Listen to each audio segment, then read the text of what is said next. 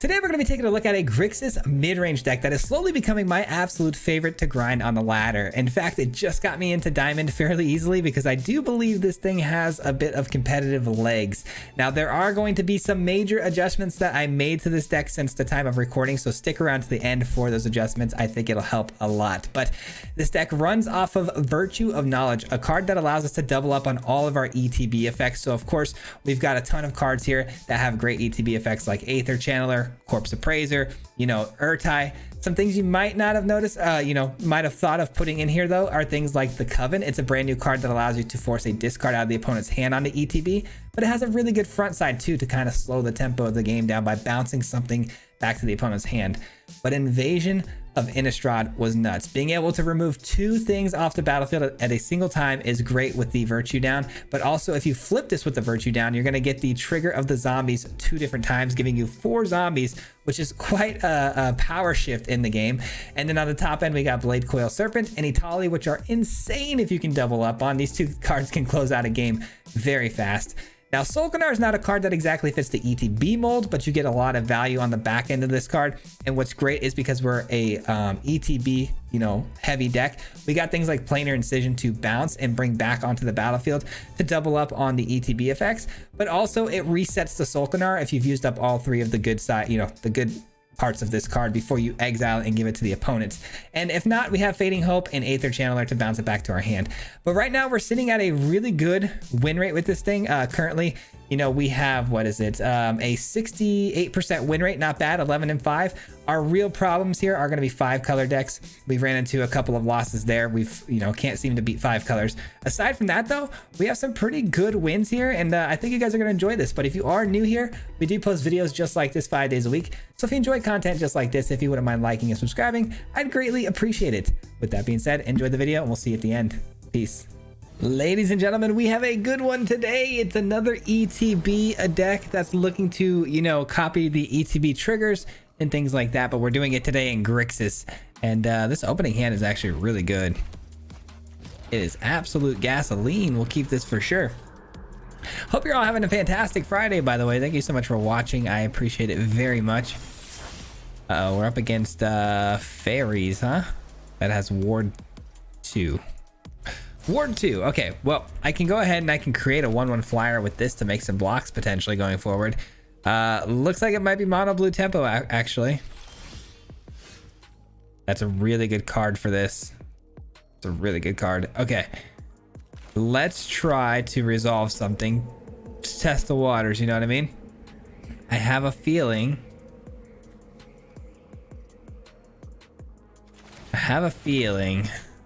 it's gonna get countered, but I really think that we need to work up to this Fading Hope. Oh, never mind.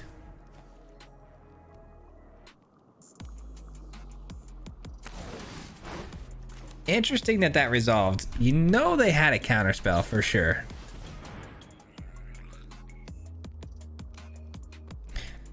Yeah, mono blue got a new card, didn't it?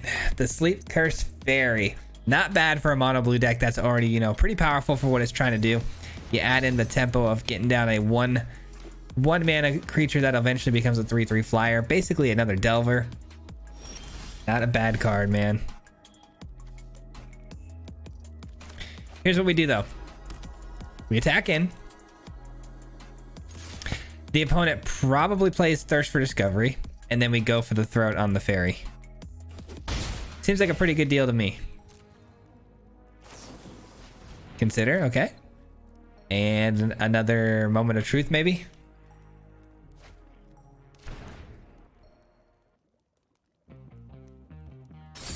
Nope, no Moment of Truth. All right, that's fine. We still play out the go for the Throat here. It probably gets countered, and then it becomes our turn, and then we try again.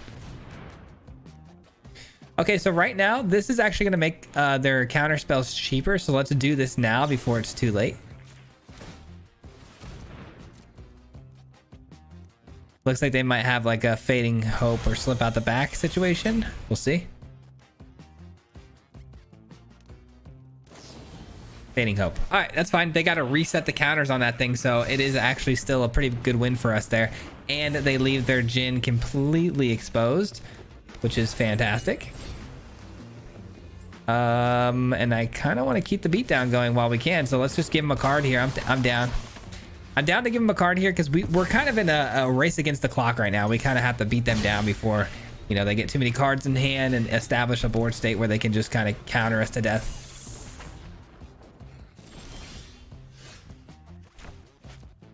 All right, let's attack. We have a lot of options here, and I mean a lot of options. We've got Planar Incision, which makes things very, very interesting because we could...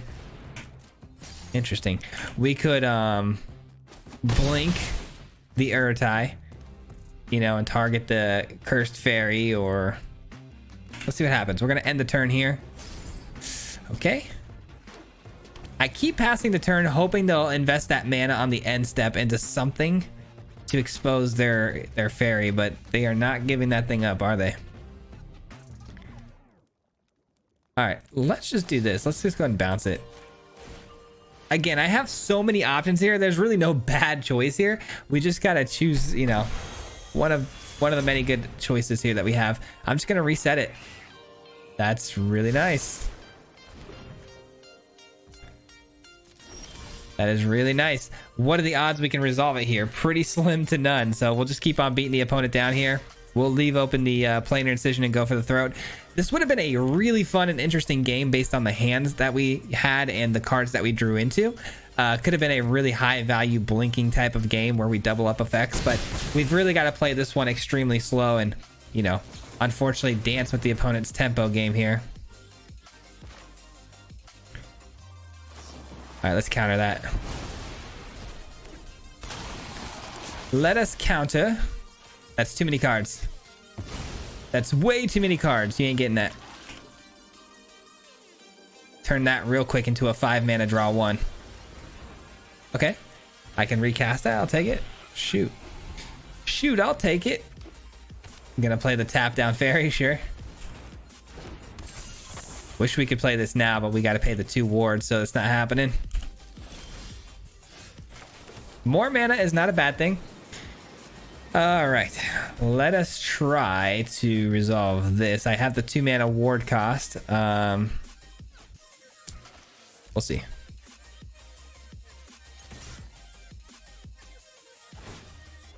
Okay. Are you really gonna try to untap it all the way? I was gonna say that'd be pretty interesting. This can be flashed in. I mean, there's really no reason for us to rush anything here. Let's just take our time and play, you know.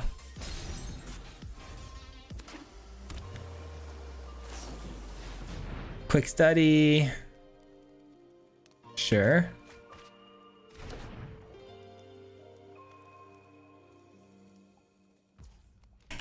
Okay.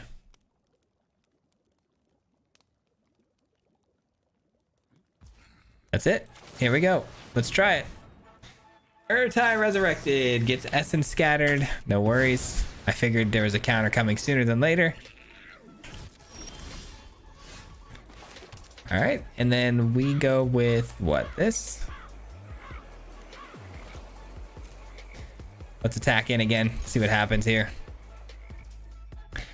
Nothing, huh? Big nothing burger. All right, let's kill this, or try to.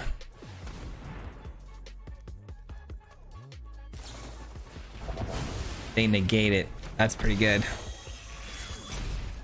That's pretty good. Let's try this. Let's go. And game over. Let's go, dude. What a good game. I feel like we played that pretty darn close to perfect. Almost. I mean, there are definitely some things we could have, you know, the different play lines we could have taken, but I'm pretty proud of that one. That was pretty good. Mono Blue is just a really tricky deck to play against, you know, with all the instant speed nonsense they can do. Very fun game. GG's. All right, not a bad game right there. I hope we get better matchups than Mono Blue. Obviously, Mono Blue not that fun to play against. Opening hand here looks really good. Really good. I also saw in some of the matchups before recording a couple of 5-color decks. Those were pretty annoying to play against too. 5-color was tough because of all the leyline bindings taking away our, you know, persistences and both virtues of ours that we have. And that was really hard to get around. But Urtai Resurrected comes in pretty clutch against the Alara. This isn't 5 colors, obviously. I'm just kind of letting you guys know what I've experienced so far. All right, so we've got the counterspell ready to go. Ready to go. Orzhov with the land that can attack. I don't know what's going on over here, but...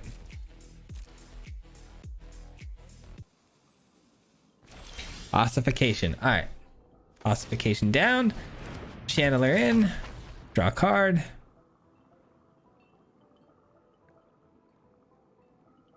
I wouldn't really mind a land here too, because if I can get this down at some point and no, I'm gonna recast that. Yeah, like I said, we need a land, so we'll take it.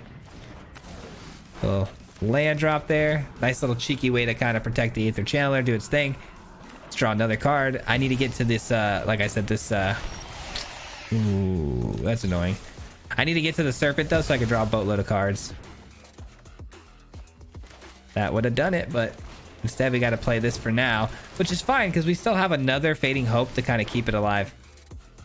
Also, we have a Virtue of Knowledge now, so this is going to be a really good game, I have a feeling. We're about to do some nonsense. Go for the throw. Do it. Do it.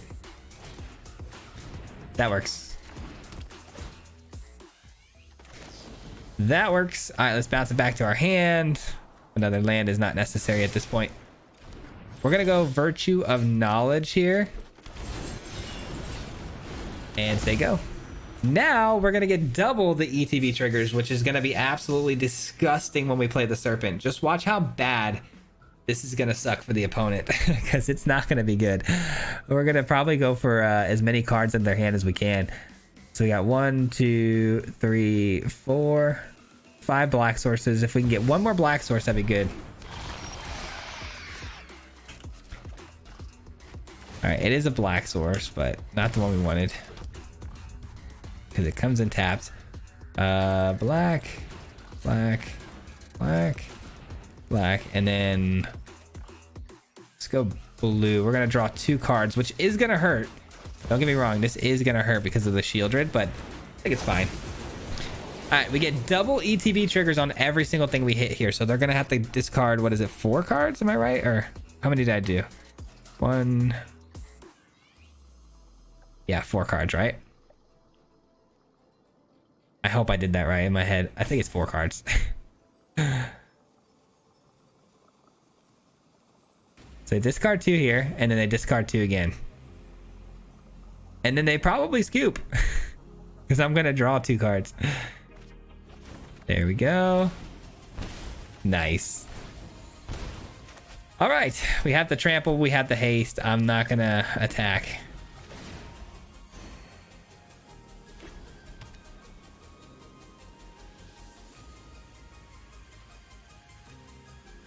The opponent just lost everything. What did it cost you? Everything. If they have a kill spell for this, that's fine with me, because then their hand's empty and all we're facing here is a Shieldred. Not that scary. Not that scary.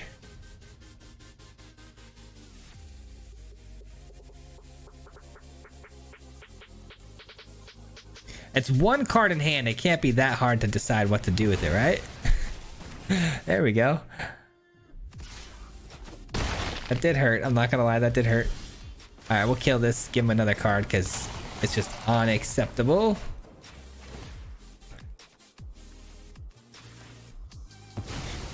Unacceptable. All right, no more bleeding. All right, let's go Corpse Appraiser here. They have 2 Shieldreds in the yard. We're gonna go and take those out. Both Shieldreds are gone. I get to get 2 cards here. 1 and 2. I like that. I like that. All right, and then we do nothing, right? Yeah, pass the turn. Perfect. All right, I really don't think they can win now. We've got them pretty much locked out of the game, you would think. And then they play Kaya. Watch. Kaya steal my Virtue. Do something crazy.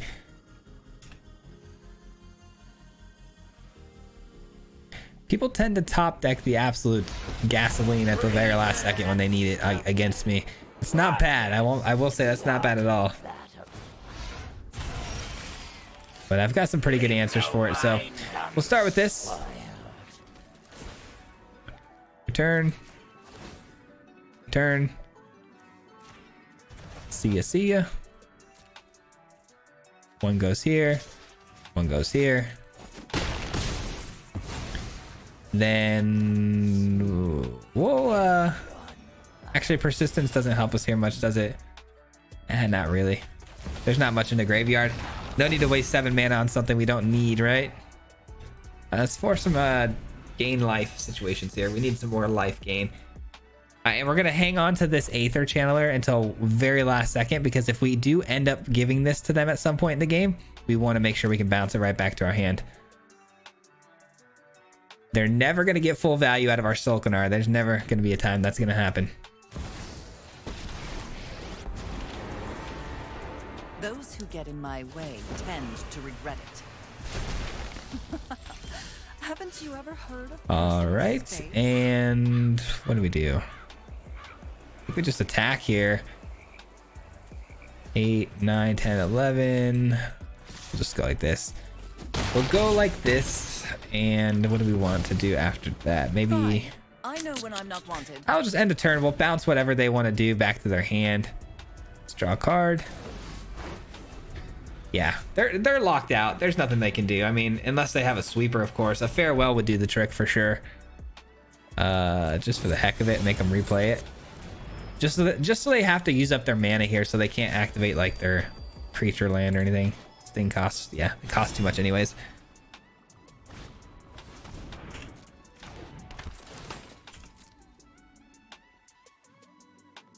Five, 6, 7, 8, 9, 10, 11 damage to their 9 health. They get a plains. That's the end of their turn. They can't attack. We could do a go for the throat here, but I actually would rather gain some life instead. And that'll do it. GG's to the opponent. That was a good one. A little bit of a grind out there, but we absolutely grind with the best of them in this one. So that one was easy. Let's go, baby. GG's. That one was a fun game, a lot better than the first one, that's for sure. Got to showcase a lot of the nonsense. The opponent goes first here. This hand could be really, really good if I end up going against like a mono red, so I'm gonna keep it. I haven't seen mono red in a minute, so you never know. Not quite mono red. Shoot.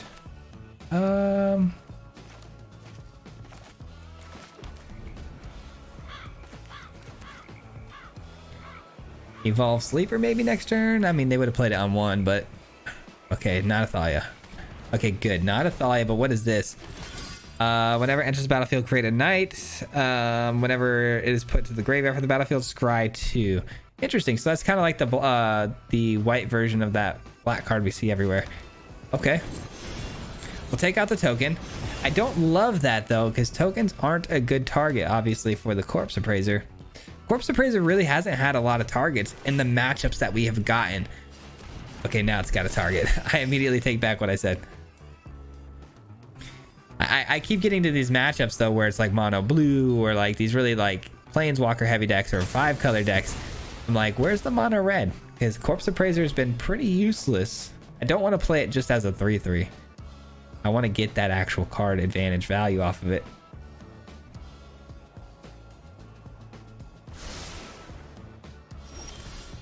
All right, of course we get another Corpse Appraiser because the game can hear me talking, right? All right, let's take out the Nightmare.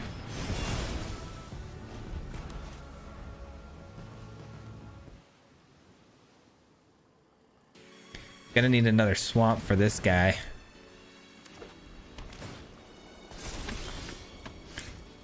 All right, let's go ahead and just do this. Get the braids out of here and hopefully go find a swamp.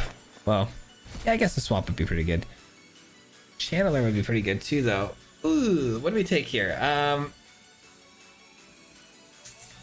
I am gonna take the Channeler just because that land comes in tap, so we'll go and throw it away. But that's 2 black sources we're throwing away, which means a lot less likely we're gonna draw into another one.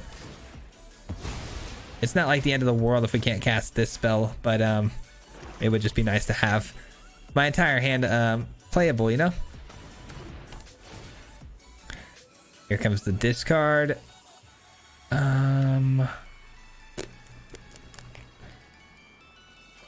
That's a tough decision, but I'm gonna throw this away, and the reason I'm gonna throw it away is because it gives me another target for the Corpse Appraiser. So kind of a tough one for me there, but Fading Hope is nice.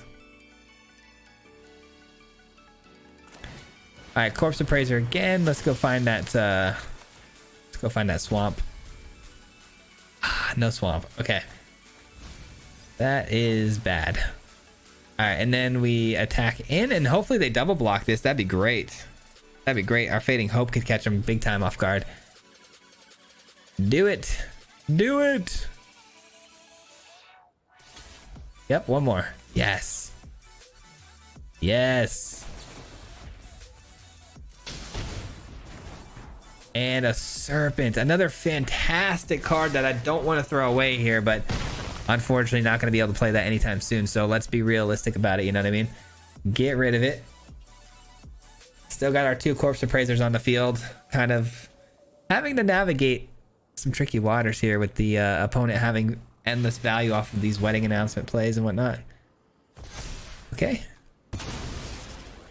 You know what? I think I will trade with this because it's gonna become a 4/4 next turn, making it much harder to deal with. So I think we trade with that, and then all right, let's just draw a card. Holy cow, I really regret throwing away those lands. The game's gonna make my life miserable now because I did that. Shoot, man, that Edgar is tough. Bouncing the Edgar and then countering it would be really good, but I'd have to, you know, start off with the, I don't know, bouncing it and then having enough mana to counter it. Oh man, I don't know what to do. I guess we'll chump block and then Fading Hope this back to my hand. That seems fine. And then we can scry hopefully into that land that we need. That would be good. Not a card I love seeing here. Also not a card I love seeing. Oh man. This is brutal. Oh, come on, please. Please help me here, game. Thank you, finally. It might be way too late though at this point. It really would.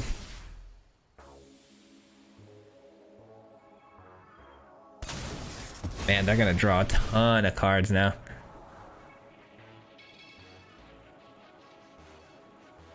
I like what they're doing here though, I'm not gonna lie. Braid sacrificing these enchantments is something that I tried to accomplish not that long ago, and it's a really good idea.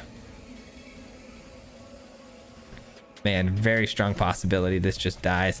I feel like I just need to take, you know, the damage and bite the bullet. That's 9, 10, 11 damage though. 12, 13 with this. Yeah, I can't take that damage, can I? All right, well.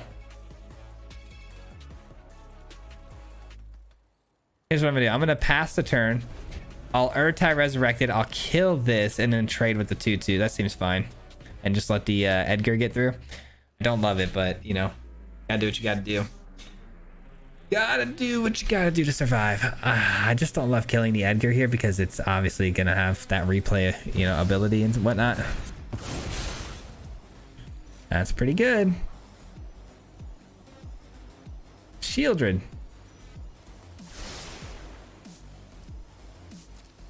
Oh, the scry happens before the Beseech Mirror. Dude, this deck this opponent's playing should really consider playing manual triggers instead of auto triggers.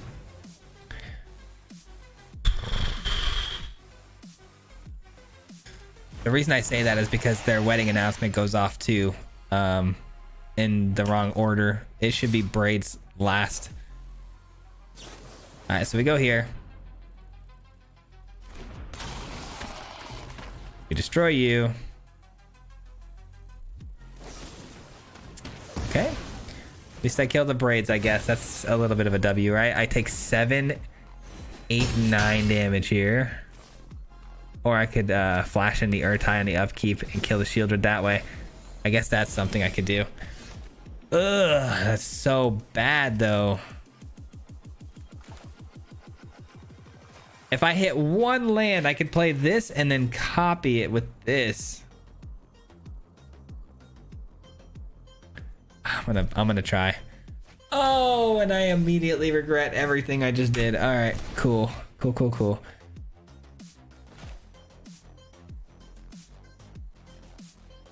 right, well, I guess we're gonna do this then.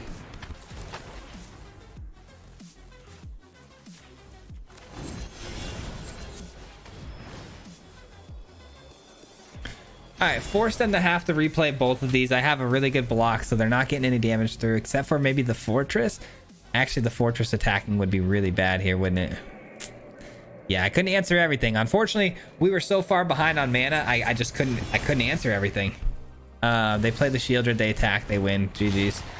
I mean, I could planar incision, I guess, on the Shieldred. Or even Urtai, actually. All right, we Urtai. That's all we got.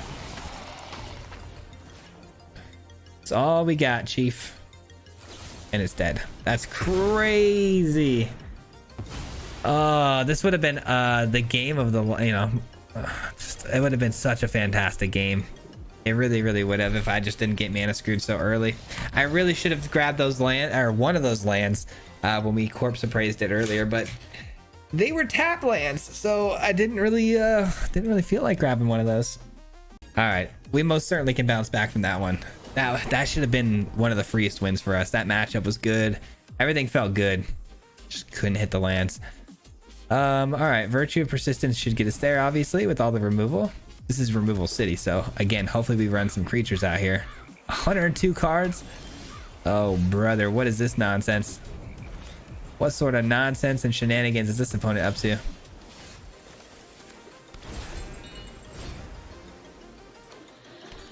I mean, Bant colors. Okay, so we do have creatures. That's good. I'll go here and here, I guess. They may want to be doing some blinking stuff. You never know. Let's just get rid of the Mender. I know we give them a card here. It is a little bit of a bummer, but if they're trying to blink, then we want to take away that possibility, you know? Steel Seraph. All right. Okay. Let's take that thing out. Let's take it out. Nice and clean answer right there. Solkanar doing his thing. Maybe want to hold on to the Soaring City in case they let this run its course. You never know.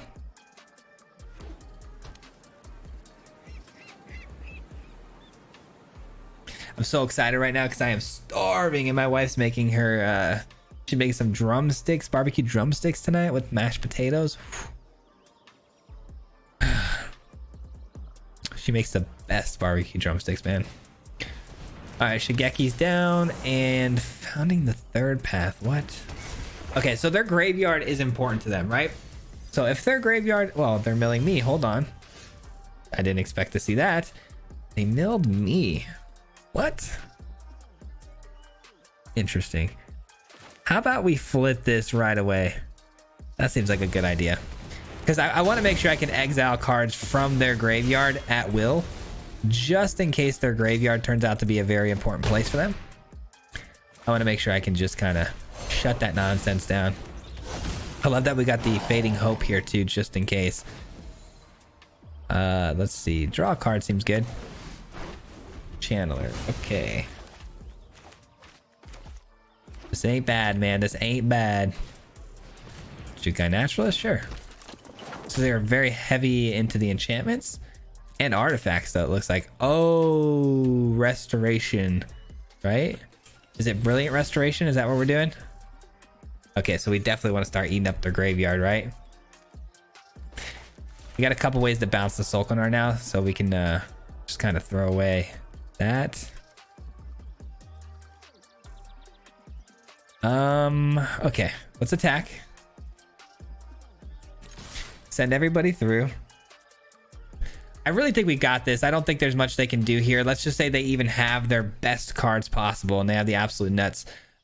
We have just really good answers because I could just kind of sit back now and I can hold the Urtai Resurrected to counter that really big reanimation spell, which they're looking to get the restoration, right? And if we counter that, game's over. Also, if they don't play it and they don't have it in hand, I could just use that excess mana from not casting the Urtai to then just trigger the dread or the dead, and then you know, exile as many enchantments and whatnot as possible. It's a win-win.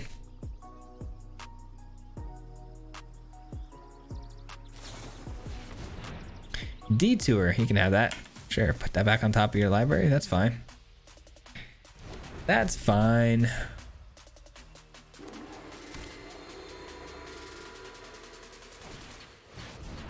White Sun's Twilight. I'm really, really sorry I gotta do this to you. Oh, no, no, no. See, undo. Oh, thank God. I did not mean to click there. My finger slipped. Oh, that could have been bad. All right. We attack with everything we got. They're down to 5.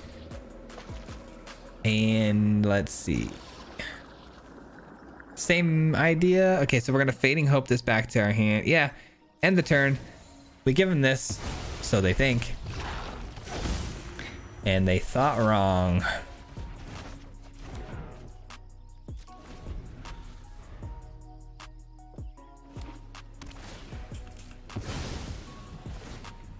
All right. Shigeki's probably gonna look to return some cards from the graveyard. This is where we shine with the dead.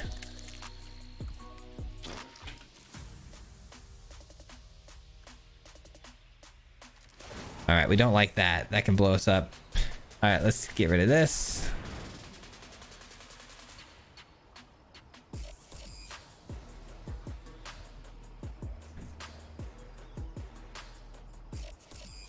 You're gonna sacrifice the might.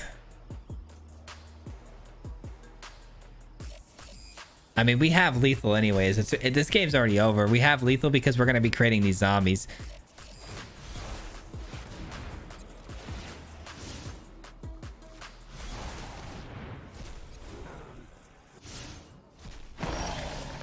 All right, and we do one of these and the game is over. GG's. Oh, they gain 2 life. Okay, I honestly did not expect that. 3, 4, 5, 6, 7, 8. It's still lethal. Okay, good. I was like, I actually forgot it gained life when it died. I didn't actually read that far into the card. I remembered it blew up enchantments and artifacts, which I double checked, but I did not realize I was giving them 2 life gain there. It still worked out though, thank goodness. Yeah, close one. All right, we'll see if we can't give one more game a little bit of a run here. Let's see what we got. Let's see what we got. We're almost to diamond. That's kind of nice. We're only 3 days in. That's good. For me, it's good. Yeah. I mean, we do have the kill spell with Go for the Throat into the potential Corpse Appraiser, so that should find me some stuff that I need. That's a little bit of a stretch, but we'll see. Dread Knight. The old Dread Knight. All right, so we'll probably kill that. And that'd be a really, really good target for the Appraiser. Unfortunately, guys, I know it's going to sound crazy. We have to let it hit us, because if we don't let it hit us, then we kill it right now, you know? They're going to be able to play it again from their exile pile. And then it just goes right back into the adventure zone, which we don't want. Shoot. That's pretty good. All right, we kill it and then we pray for a land. Come on, pray for a land here, guys. Come on. Oh, you've got to be kidding me. So unfortunate. We had the perfect answer, the perfect situation, and completely gets botched. All right, well, I mean, it looks like they might have missed a land drop here. I'm going to do this again now. I'm not going to take that extra damage. I know I just explained why it's important to take the damage, but when they have 2, the odds of them playing both are pretty slim, so especially with only 3 lands. Did they find another land, though? They sure did, it looks like. Yep. So they can play both of them here and get them both back. And they choose not to. All right, cool. Let's go. That means we get the other one. Beautiful.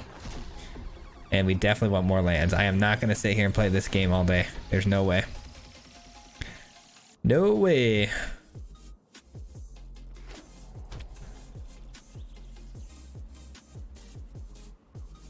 Yep, I had a feeling. No surprise there. Dread Knight doing its thing.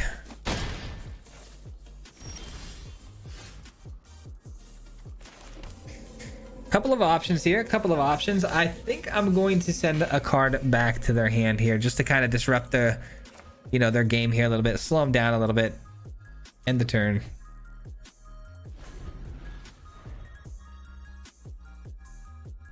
Hopefully it's something big, you know, that they're not going to want to recast.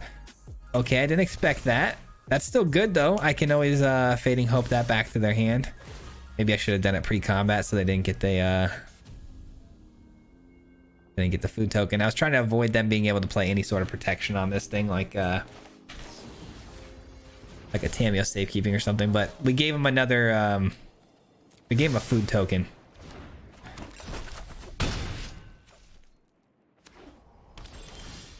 Ooh, hold on a second. That could be really, really interesting.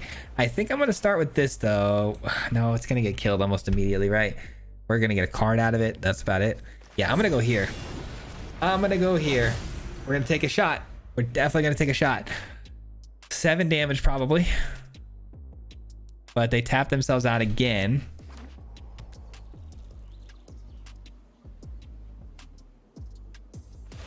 Yep, sure.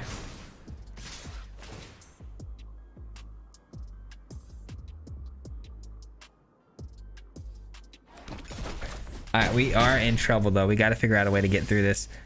Aether Channeler, that's pretty interesting. It's interesting. What do we do? What do we do? Do we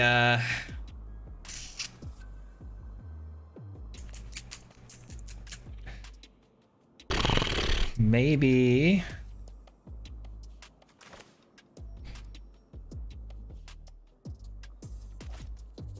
this is the game right here, man. This is like a really tough decision. I think I'm gonna go with this.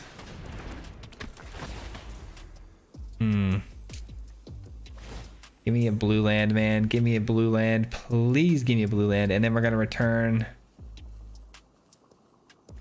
this. Ah, man, I get a land, but it's not blue. I was really gambling there. I probably should have went with this, the Coven. Unfortunately, I did not. I was hoping to hit a blue land. And 1, 2, 3, 4. They can swing through for lethal. That's tough. I mean, that's tough. Again, just another really bad game of drawing cards. We missed our land drop again on the 3rd slot, which would have been absolutely nuts if we had hit that, because we could have exiled the Dread Knight immediately and immediately started looking for some value. But missed the 3rd land drop. It happens, man. It happens. It's tough, man, because we had some really great games, and the games we lost don't feel like we should have lost. But, you know, I'm just being a complainer. GG's. All right, that's going to do it for me today, guys. Thank you so much for watching. I appreciate it very much. I hope you enjoyed today's deck list. We are going to talk about the changes that I've made to this deck since the recording, and it has made a big, big difference. We've actually, you know, gone undefeated currently with the new deck list, the way we've made the adjustments. But I'll show you that in just a second. But I just want to say a huge shout out and thank you if you made it this far into the video. It means a lot to me. I appreciate it very, very much. And I do really hope you enjoyed today's video.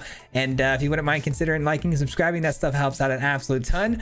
But with that being said, let's take a look at the build, man. So here's what we did. We took out all of the Corpse Appraisers.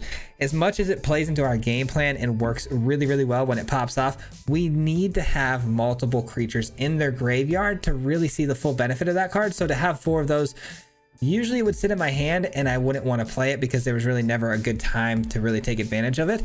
And I decided to switch that. Take out the 4 Corpse Appraisers and put in 3 Flesh Scourgers and 1 more Blade Coil Serpent, because this card popped off for us. This card is insane in this build. It's one of the most important cards in my opinion, and now having 2 I think will help a lot. But also the Flesh Scourger, guys, I kind of alluded to this in the video if you saw, but I used to have this in my build where I would put it in with the Solkanar because these cards both play really, really well with the Planar Incision. So if I'm able to get a Flesh Scourger down and let's say I attack in with it as a 3/3, The opponent then returns their attack to us. For instance, like let's say they, you know, attack their creatures back into us on their turn.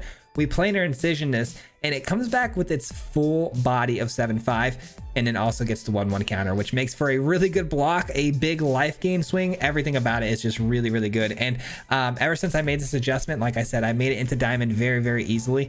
I won the last Diamond Tier 1 all 6 games without even losing a game. So I hope that helps. I hope that makes your version a lot better as well. But thanks for watching. You know, I said at the beginning, I really do appreciate it very much. It means the world to me. And lastly, one huge thank you and shout out to the Marty Mob. Thank you guys so much if you're part of the Marty Mob and you're watching. If you guys don't know, it is the membership program on the channel. So these people help support me, you know, monetarily every month. So huge shout out to you if you're part of the Marty Mob. I appreciate it very, very much. Thank you guys. And we'll see you guys on Monday with another one. Until next time, peace out. Hit him 3 times like a hat trick. Yeah. The name is Swayze, no Patrick. If you play him, then it's tragic. Hit him with the mythic, yeah, that's magic. Yeah, MTG, that's what you'll see if you like and subscribe. Where's the upload, man? Man, all of the time. Coming with the best decks, this is the meta. This ain't cheap, yeah.